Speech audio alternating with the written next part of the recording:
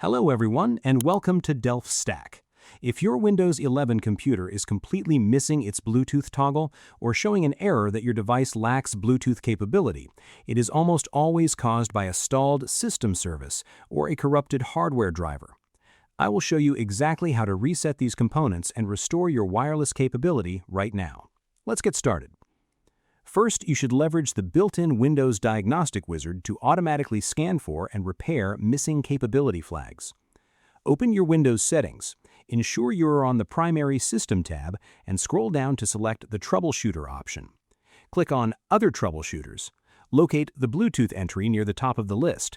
Click the Run button and follow the automated on-screen repair steps. Next, if the hardware still isn't recognized, the underlying system background service needs a full refresh to reinitialize. Press the Windows key plus R, type services.msc into the Run dialog box, and press Enter to launch the System Services Manager. Scroll down through the alphabetical list to find the entry labeled Bluetooth Support Service. Right-click on it, select Properties, change the Startup Type drop-down to Automatic, click Start if it is stopped, and hit Apply. Finally, if the capability toggle is still missing, forcing Windows to cleanly reinstall the physical adapter driver will fix it.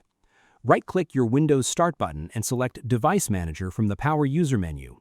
Click the View menu at the top and select Show Hidden Devices, just in case your wireless card is hidden. Expand the Bluetooth category. Right-click your main adapter, such as Intel or Realtek Wireless Bluetooth, and click Uninstall Device. Restart your PC completely to let Windows automatically detect the hardware and reinstall a fresh driver. I hope you found this guide helpful. Please like, share, and subscribe for more technical tutorials. Thanks for watching.